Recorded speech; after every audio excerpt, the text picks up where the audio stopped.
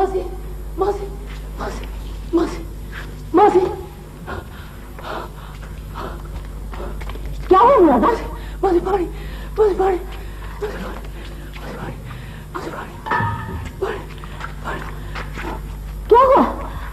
मासी मासी रानी रानी क्या हुआ रानी को? मासी मासी रानी को लोग उठाकर ले गए।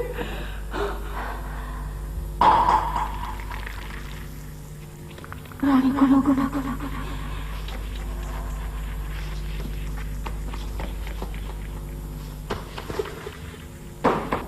ले माँ, घोड़ी के बदले में लड़की उठा लाया हूँ। अल्लाह अली मुराद, ये तूने क्या किया? तूने तो हरे दरख्तों में आग लगा दी। क्या देखते हो चाचा? मैं पूछता हूँ क्या देखते हो? क्या देखता हूँ? देखता हूँ कौन सी मनूस खड़ी थी जब तुमको भाभी हाजरा ने जन्म दिया था। वो कौन दादन खान था जो तुम्हारा बाप था? तुम मुझे दादन के बेटे नहीं लगते। क्यों चाचा? हम पर बिजली गिराकर पूछते हो क्यों? बाप दादा की कब्रों को आग लगाकर पूछते हो क्यों? जैसे करनी वैसे भरनी। मैं सोच भी नहीं सकता था कि तुम इतनी जलील और गिरी हुई हरकत भी कर सकते हो। चाचा कोई आसमान तो नहीं गिर पड़ा? और क्या आसमान गिरेगा? आसमान जो गिरना था वो तो गिर गया। मुझे जो कुछ करना था वो मैंने कर दिया। अली मुराद, अपनी आंखें खोल करके देख कि तुम किस मकाम पर खड़े हो।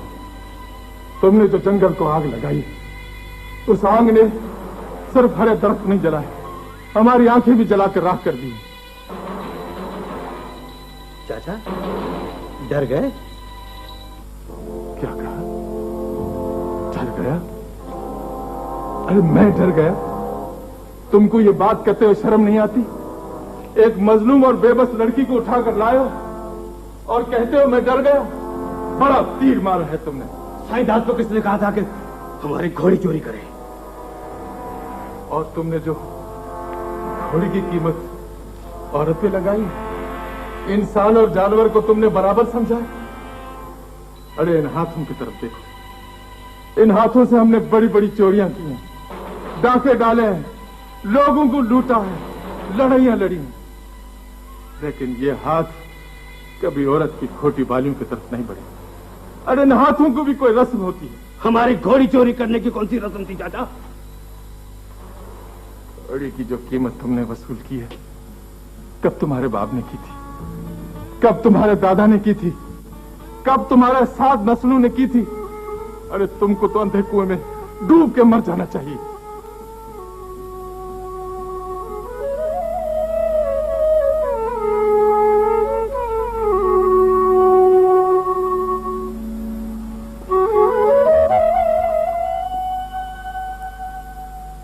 जो होना था वो हो चुका है।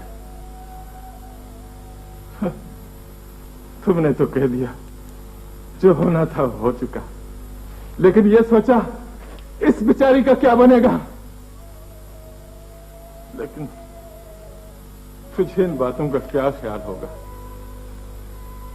वो तो मेरा दिलेर भाई दादन खान था जो मनु मिट्टी के नीचे सो गया। मेरा क्या? मेरा न कोई बेटा है न बेटी है। एक तुम थे, तुम पर आस लगाए बैठा था, लेकिन तुमने भी आज ऐसी हरकत की है कि मेरा दिल तोड़ डाला है। अली मुराद, मुझे ये पता नहीं था कि जो 20 साल से खुश आंखें हैं वो किस बात पर बह निकलेंगी।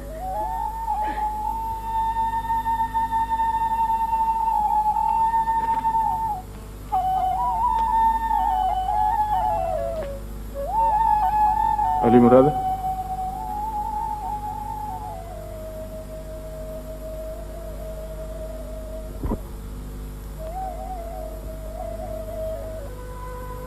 क्या सोच रहे?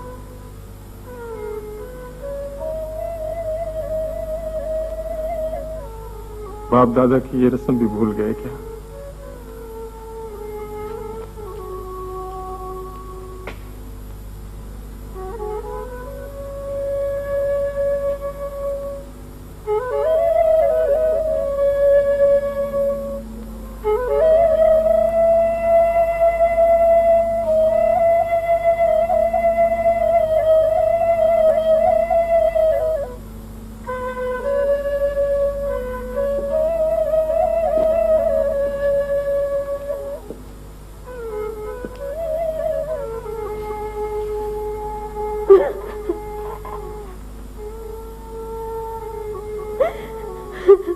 कल भी तुम मेरी बहन थी, आज भी मेरी बहन हो और आने वाले दिनों मेरी बहन रहोगी। मैंने तो सिर्फ अपनी जिद पूरी की थी। बेटे, अजरकें सिर्फ बहनों के सिरों पे नहीं डाली जाती, मैयतों पे भी डाली जाती है। जाओ 2 अजरकें और खरीद करके आओ, एक मेरे लिए और एक अपने सजन के लिए।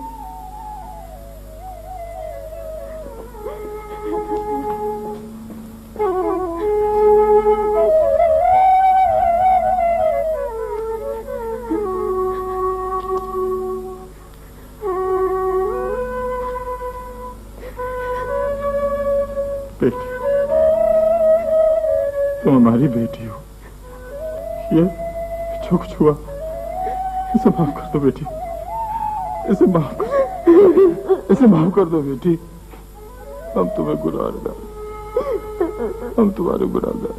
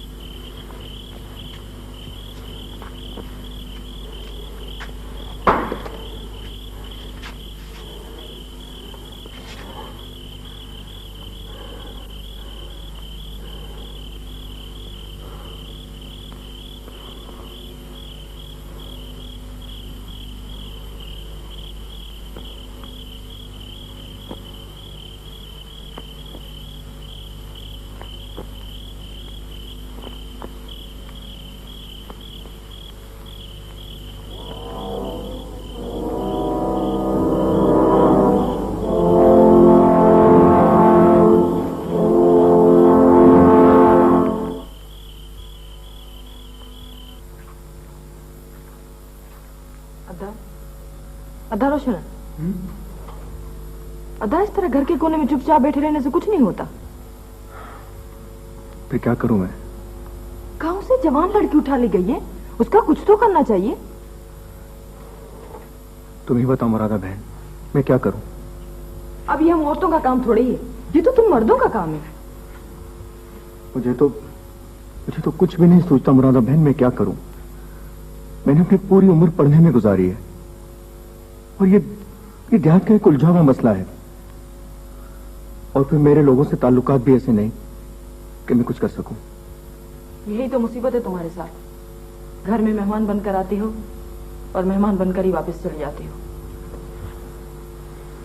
अब तुम ही बताओ मुरादा, मेहमान भला क्या कर सकता है? बता, तुम्हें एहसास नहीं ये कितनी बड़ी जाती है? मुरादा, वो तो मैं भी समझता हूं, लेकिन मुसीबत यह है कि मैं अगर कोई कदम उठाऊं या मसले को हल करने की कोशिश करूं तो किस तरह करूं? फिर भी कुछ ना कुछ तो करना चाहिए, किसी से मशवरा कर लो। हाँ, ये बात तुम्हारी सही है। किससे करोगे मशवरा? अब्बू से। अब्बू बड़े जहांदीदा आदमी हैं और फिर उनके अंदर में रोशनी भी बहुत है। वो जरूर कोई ना कोई राह दिखा देंगे मुझे। अच्छा, वो तो ठीक है, पर जब तक अब्बू आए तब तक किसी और से मशवरा कर लो। और तो है मुरादा, लेकिन मुझे पता है कि मैंने अगर उनसे बात की तो वो यही कहेंगे कि बंदूक उठा, सजन और अली मुराद को कत्ल करके रानी को वापस ला। अब ये तो मुझसे नहीं हो सकता।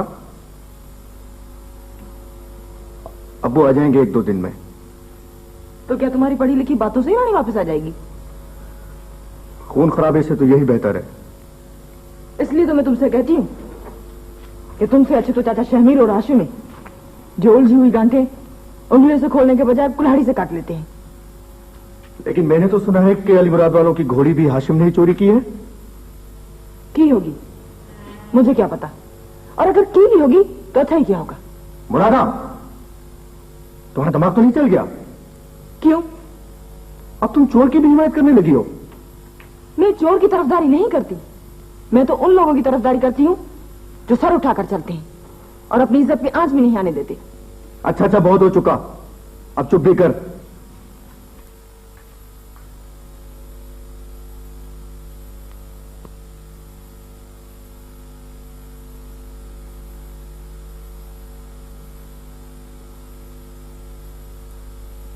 वही बात हुई जो मैंने कही थी।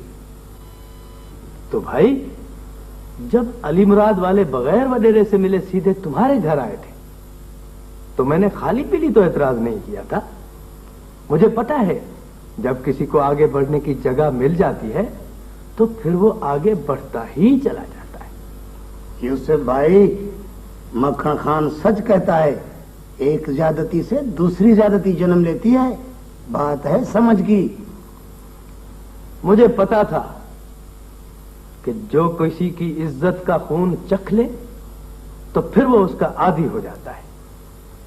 पर दुख इस बात का है कि गांव के लोगों ने तो खैर कुछ नहीं किया, पर वडेरे दोधे ने भी मेरी बात पे कान नहीं धरा। और अब ये बेइज्जती पूरा गांव भुगत रहा है। हम बाजार में जाकर मुंह दिखाने के काबिल नहीं रहे। नूरुल्लाह खान, ये तो हुई अपनी बात, मगर जिनके घर की इज्जत गई है वो तो भाई किस्सा ही कुछ और है। मक्खन खान, मैं तब बोलने का भी नहीं रहा। मगर भाई, इस तरह घर का कोना पकड़ के बैठ जाना भी तो अच्छा नहीं है। यूसुफ भाई, अब भी मौका है।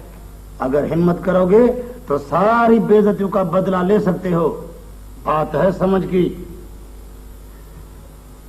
जिस तरह निकला हुआ दूध वापस नहीं होता, इसी तरह गई इज्जत वापस नहीं आती। यूसुफ भाई, जो होना था वो तो हो गया। अब कोशिश ये करो कि तुम्हारी बेटी किसी तरह से वापस हो जाए। उसके वापस आने के बाद बेइज्जती खत्म करने का भी एक हल है मेरे पास। आखिर ये पहला मौका तो नहीं है भाई। इससे पहले भी कितनों की बेटियां इसी तरह जाती रही हैं। तुम ही बताओ, मैं क्या करूं? जाओ, वडेरे दोदे के पास जाओ। आखिर वो जो वडेरा बना बैठा है तो काहे के लिए है? आखिर उसका काम ही क्या है भाई? मक्खन खान ठीक कहता है। वडेरे दोदे को तेरी बेटी वापस लानी होगी। वडेरा बना बैठा है खामखा का। बात है समझ की।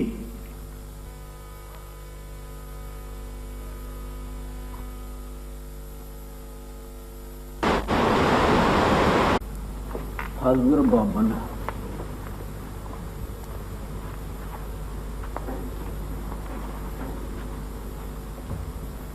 ऊपर बैठो।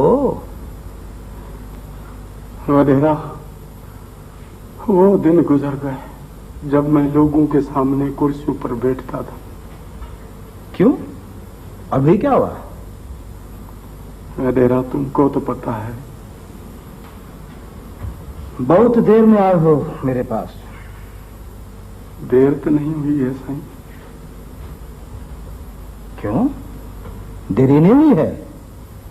नहीं, कल तो हुआ है सब कुछ। तुमको तो मेरे पास उस दिन आना चाहिए था जब तुम्हारे छोरे साईंदाद ने चोरी करके मुंह पे कालक लगाई थी। पर वडेरा साईं, जो कुछ होना था सो हो चुका। ये जो जोरावरी करते फिरते हो ना, ये कोई आसान बात नहीं है। इतनी हिम्मत है तो खुद जाके निपटो। क्यों आया मेरे पास? वडेरा, मैं निपट सकता तो तुम्हारे पास क्यों आता? हाँ, तुम्हारा कसूर नहीं है, जमाना नहीं ऐसा है। ये छोरा जो अंडे से फूटता है सब ऐसे ही करते हैं। और फिर वाहियात छोरों का क्या है? बात तो हमारी खराब होती है ना। वडेरा, मेरे लिए कुछ करो। मैं करूं? बात करूं लोगों से? मैं तो इस बात पे सोचता हूं तो मेरा अंदर डूबने लगता है। मैं कुछ नहीं कर सकता। वडेरा, तुमको खुदा का वास्ता है, मेरे लिए कुछ करो, नहीं तो मैं इस दुख में मर जाऊंगा। वडेरा, अरे मर जाते तो अच्छा था, अच्छा था। तुम्हारे छोरे वाहियात को किसने बोला था कि जाके उन भेड़ियों से शरारत करे?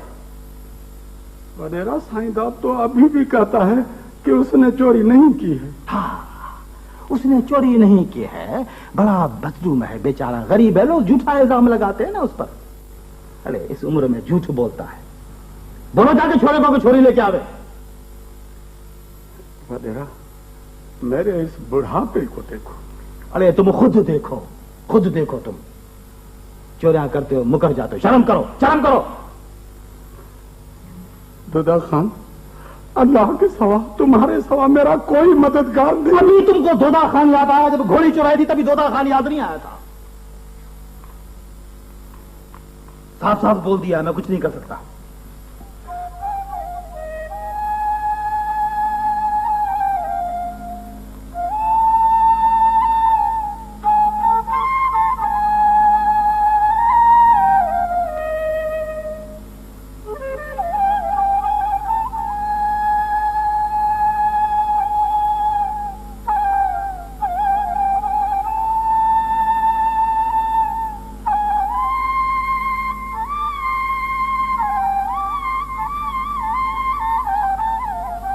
छोरा जी बाबल, अंदर से पेन और कागज लेके आओ। हाजिर बाबल। मैं तुमको चिट्ठी लिख के देता हूं सरदार सावण खान के नाम। ये लेकर सीधा जाओ उसके पास। मेहरबानी साईं, मेहरबानी। मेरी रानी, न जाने तू कहाँ होगी मेरी बच्ची।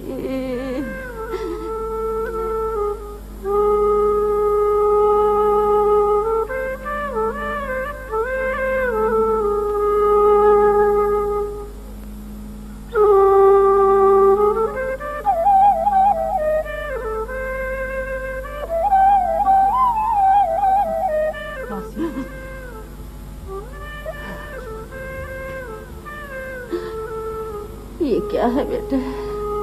मौसी, मुझे पता है कल से तुम्हारे घर में चूल्हा नहीं जला। रोटी लाई हूं तुम्हारे लिए। बेटे, चूल्हे तो जलते बुझते ही रहते हैं, पर मेरे घर का चूल्हा तो कब का बुझ चुका। कपड़े पर लगे दाग तो धुल जाते हैं, पर दिल पर लगे दाग नहीं धुलते। अम्मा, चाचा यूसुफ कहाँ गए? बेटे, उसके हाथ में कोई चिट्ठी थी, कागज का टुकड़ा। कह रहा था कि ये कागज का टुकड़ा रानी को वापस लाएगा। अब बेटियों के भाग भी कागज के टुकड़ों पर बनाए और बिगाड़े जाते हैं। अब क्या कागज का टुकड़ा है और क्या हमारी बेटी। अम्मा, साईंदास भी चाचा यूसुफ के साथ गए हैं क्या?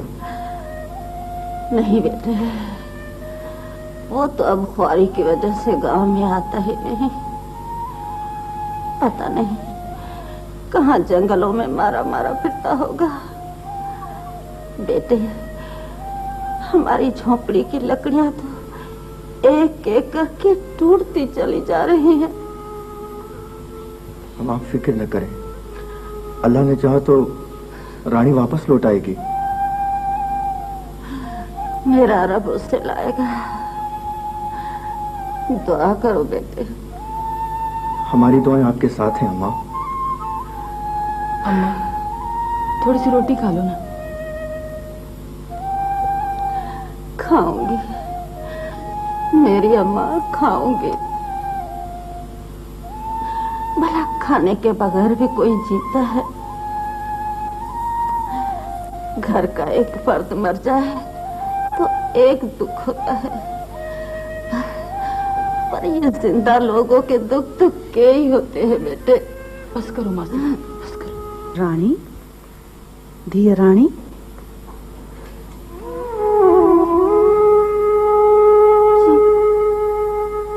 बेटे इतना दुख न कर। रानी, मेरी माँ, कभी कभी तारों जैसी चीजें भी आसमान से टूट कर गिरती हैं। तू तो एक लड़की है बेटे, कुछ बोला कर। क्या बोलूं माँ? धिया, अंदर के दरवाजे को ताला लगाकर बैठ जाने से कुछ भी हासिल नहीं होगा। फिर दुख ये तो दरवाजा खटखटा कर नहीं आते, दरवाजा तोड़ कर अंदर घुसते। जी बेटे। माँ मेरी, तुम्हें रब का वास्ता है, मुझे मेरे घर पहुंचा दो। मैं तुम्हारे पाँव पड़ती हूँ, मुझे मेरे घर पहुंचा दो, मुझे मेरे घर पहुंचा दो।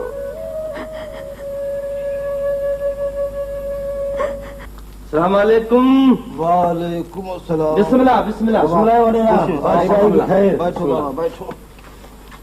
दादा खाना, खैर तो है, तबीयत तो ठीक है नहीं? शिकार पर गया था, थक गया हूँ थोड़ा। आप करें खबरें, कैसे आना हुआ? मखण खाना, देव वडेरे को हाल हवाला।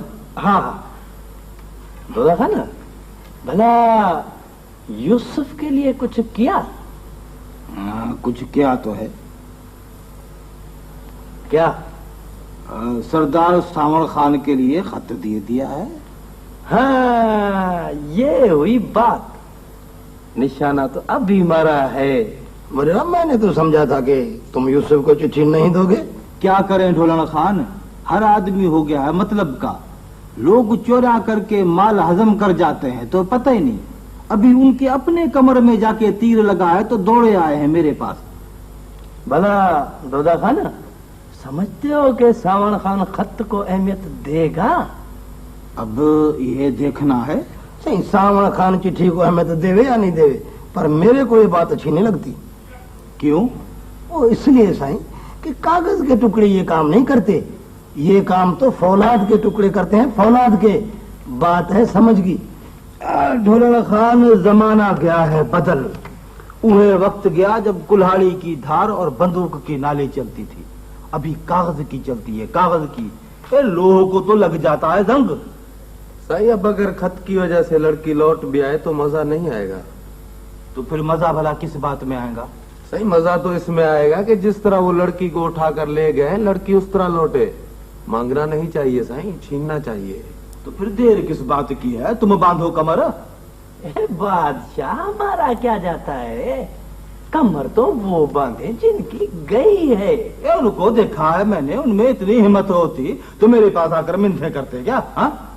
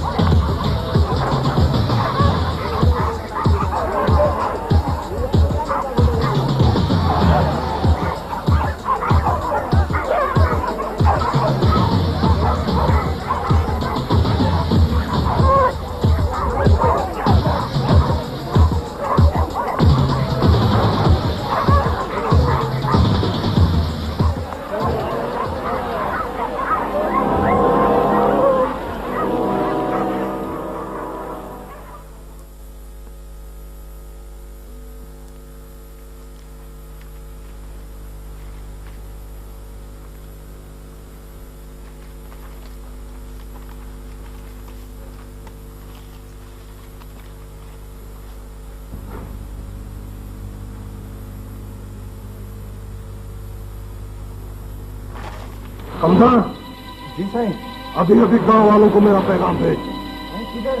बिरादरी वालों के पास, दोस्तों के पास। उनको पैगाम भेज के अपना सारा असलाह लेकर मेरी औताक पर पहुंचो। जो आ सकता है वो आए, जो नहीं आ सकता है वो दोबारा मुझे अपनी शक्ल न दिखाए। और सुनो, मेरा जाती असला भी साफ करा दे। बहुत दिन हुए बंदूक उठाए, जंग लग गया है बंदूकों की नालियों को। भूल गई है आंख से आंख मिलाना। आप खुद पे। मैं कोई अपनी बिरादरी से अलग नहीं हूं। लेकिन साईं, हम ही काफी हैं। आप क्यों तकलीफ करते हैं? और फिर अभी तक खत ही आया है आपके पास। कमदार, कुछ खत ऐसे होते हैं जिन पर खत ही दिए जाते हैं, और कुछ खत ऐसे होते हैं जिन पर दूसरे लोगों के सर लिए जाते हैं। लेकिन साईं, झगड़ा किसके साथ है? सजन खान के साथ। सजन खान? क्यों साईं, उन लोगों ने क्या किया? उन लोगों ने दो खान के गांव से एक लड़की उठाई है। लड़की? हाँ, लड़की, बैल नहीं चुराए। लेकिन साईं, सजन खान वालों का सरदार शेर मोहम्मद खान था, आपका यार है। यार या इज्जतों से कम है। लेकिन सरकार, पहले बात तो करें शेर मोहम्मद खान से। बातों के दरवाजे शेर मोहम्मद खान वालों ने बंद कर दिए हैं। सरकार, पहले असल मामले की जांच लेनी चाहिए। तुम्हारा मतलब है दो खान झूठ बोलता है? नहीं साईं, मैं ये नहीं कहता हूं तो दो खान झूठ बोलता है। बाकी जो कुछ देखा है उसको मजीद भी देखा जा सकता है। खत देखने के बाद मजीद किसी शय को देखने की जरूरत नहीं है। साईं, शेर मोहम्मद खान आपका प्यारा दोस्त है साईं। लेकिन ज्यादती शेर मोहम्मद वालों की है। आपका मतलब है साईं, तो लड़की शेर मोहम्मद खान ने उठवाई है क्या? सजन खान शेर मोहम्मद खान की बात से 1 इंच भी बाहर नहीं जा सकता। लेकिन साईं, अगर झगड़ा होएगा तो इसी आग में गांव के गांव जल जाएंगे, घर के घर उजड़ जाएंगे साईं, और हम लोग पत्तों की तरह बिखर कर रह जाएंगे। काम ही ऐसा किया है उन लोगों ने। साईं, इतना बड़ा कदम उठाने से पहले जरा ठंडी दिल से गौर तो करें, ठंडी दिल से सोचें साईं।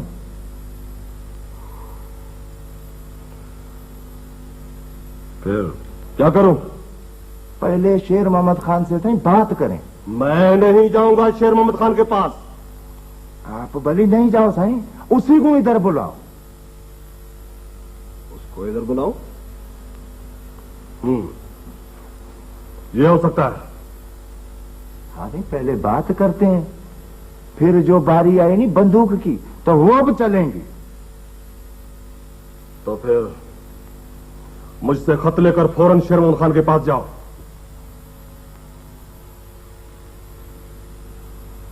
जुड़िया। जी साईं। क्या बात है? साईं, मेरा को खबर नहीं है। तुम तो उसके राजदार मुलाजिम हो, तुम्हें तो जरूर मालूम होना चाहिए। बहुत गुस्से में लिखा हुआ खत है। साईं, वो तो ठीक है, पर खत से ज्यादा एक लफ्ज भी मेरे को खबर नहीं है। ताज्जुब है। साईं, भला अभी मेरे को मोकल है? हाँ, पर रोटी पानी खा के जाना। नहीं साईं, बड़ी मेहरबानी, मानी तो हम खा के चला था। सलाम अलैकुम। वालेकुम सलाम। सलाम अलैकुम। वालेकुम सलाम।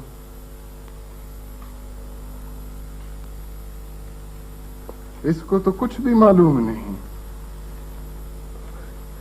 सही, सब कुछ मालूम होगा, क्यों नहीं मालूम होगा? इसे तो सावण खान से पहले ही ज्यादा पता होगा। तो फिर इसने बताया क्यों नहीं? साईं, पुराने मुलाजमों की भी खासियतें होती हैं। वो अपने मालिक की इजाजत के बगैर एक लफ्ज भी ज्यादा नहीं बोलते। क्यों? उनको पता होता है कि उनकी जुबान से निकला हुआ एक भी ज्यादा जुमला गलत रास्ते पे जा सकता है। पता नहीं क्या बात है, बहुत गुस्से में लिखा हुआ खत है। वो अली मुराद ने अपनी घोड़ी की चोरी के बदले में सावण खान की बिरादरी के एक गांव से लड़की अगवा की है।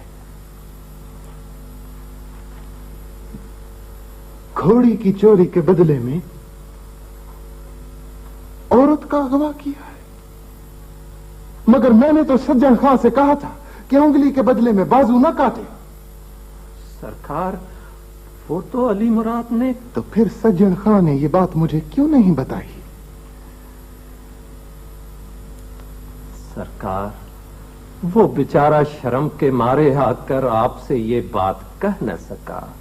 और जब तुमको इस बात का इल्म था तो तुमने मुझे क्यों नहीं बताया? सरकार, वो मैंने जरूरत महसूस नहीं की, इस वजह से कि आप इन मसलों में दिलचस्पी ही नहीं लेते। तुमने जरूरत महसूस नहीं की। ये औरत का अगवा है, कोई छोटी मोटी चीज नहीं, बहुत बड़ी बात है ये। सरकार, कोई भी चीज छोटी नहीं होती। आपको सरदार समझकर लोग आपके दरवाजे पे आते हैं तो आपको कुछ बताना चाहते हैं। सरदार के दर पे की हुई बात कोई भी हो छोटी नहीं होती। अब ये घोड़ी की चोरी का मसला है, वो बहुत छोटा है, पर अब आप देखें कि ये फैल कर किस तरह आसमान पे लगी आग बन चुका है।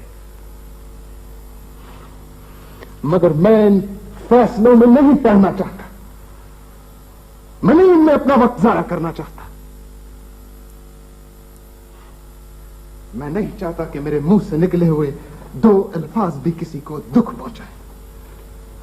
मुझे मालूम है कि सरदार की जबान से निकले हुए दो अल्फाज भी खून के कई कतरों में तब्दील हो सकते हैं। तो सरकार, तो फिर आप चुप रहें, सावण खान के पास ना जाएं।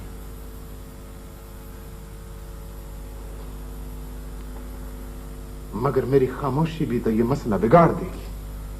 सरकार, आपकी खामोशी इस मसले को और बढ़ाएगी। आप हरकत करेंगे तो शायद ये बात आगे न बढ़े।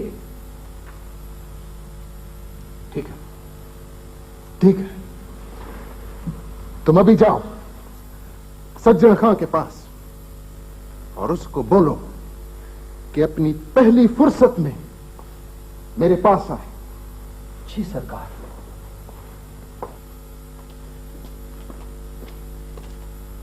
कहां जा रहे हो चाचा? पूछकर क्या करोगे? पूछना कोई जुर्म तो नहीं चाचा? जा रहा हूं सरदार शेर मोहम्मद के पास। क्यों? तुमको पता नहीं? नहीं।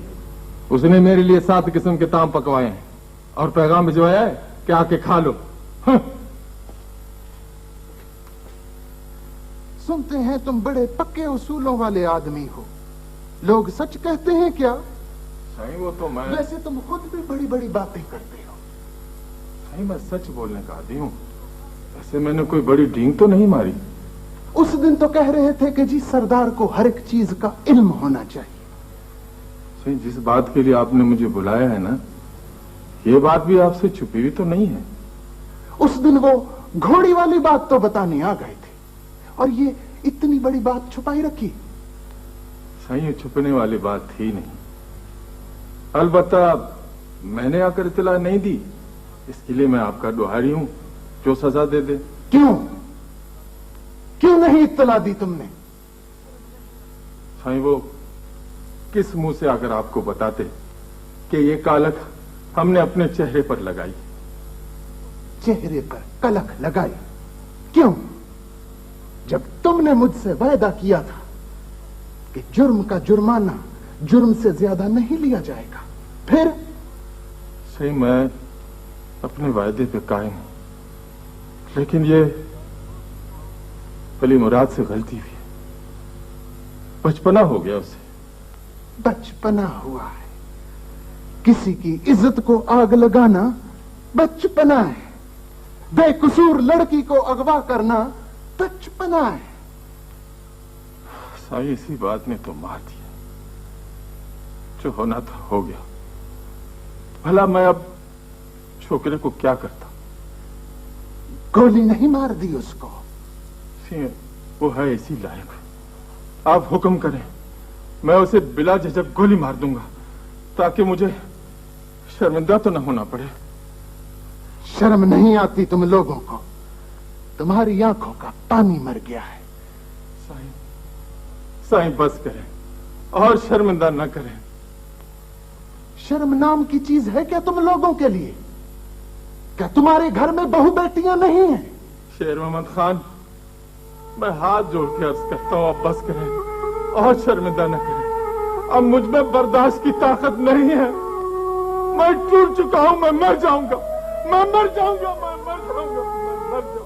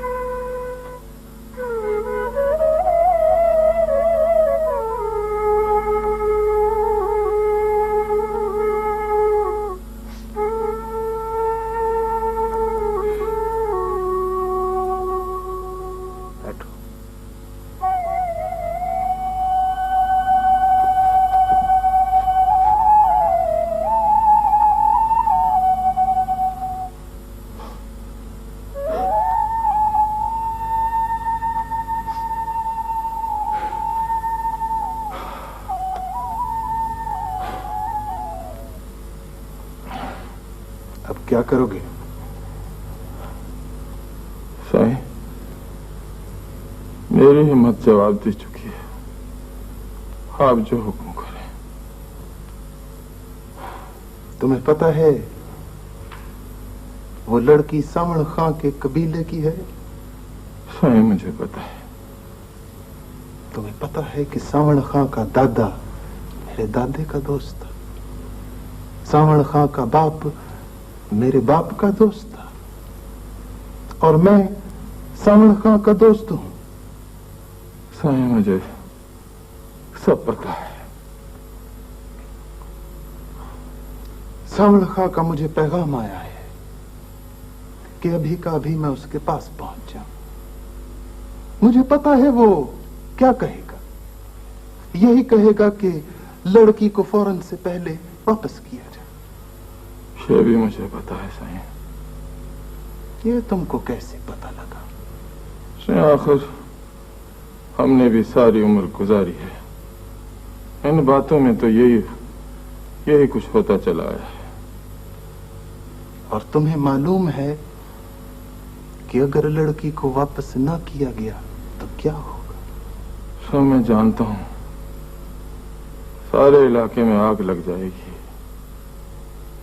पूरा इलाका जलकर राख हो जाएगा, कोई घर नहीं बचेगा।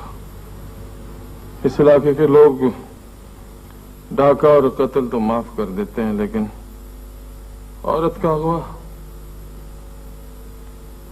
कभी माफ नहीं करते। अब तुम ही बताओ, मैं क्या करूं? साईं, आप सरदार हैं, आपके लंबे हाथ हैं, जो आप चाहें कर सकते हैं। तुम जाओ और लड़की को यहां ले आओ, फिर मैं खुद देख लूंगा। साईं, लड़की तो आ जाएगी, लेकिन हमारी एक अर्ज है। लड़की की जिंदगी की जमानत देंगे आप, क्योंकि लड़की का कोई कसूर नहीं है, वो पाक दामन है। कसूरवार अगर कोई है तो अली मुराद है। मैं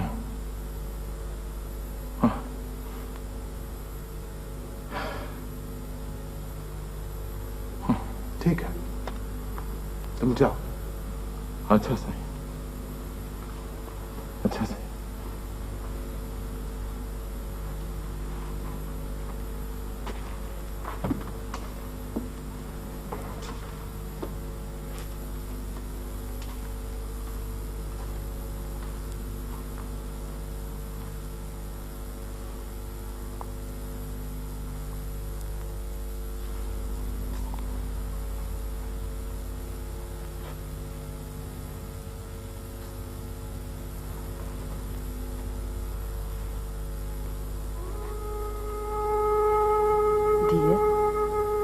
जो मेरे बेटे से गलती हुई है वो हमें माफ कर दे, और जो कुछ हुआ है उसे किस्मत का लिखा समझकर भूल जा।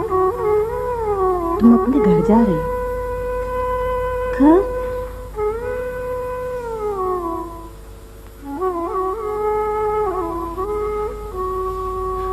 हाँ माँ।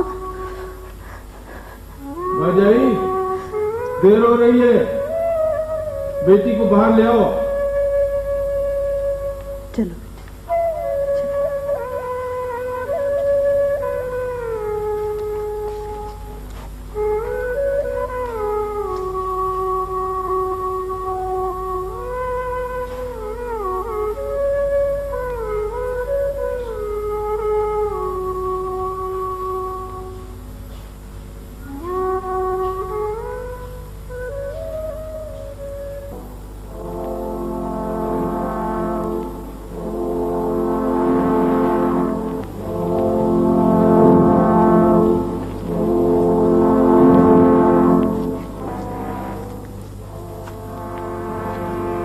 बहुत दूर से आए हो, पूरा जिला पड़ता है बीच में, कोई जरूरी काम है क्या? मेरे को साईनाथ ने भेजा है।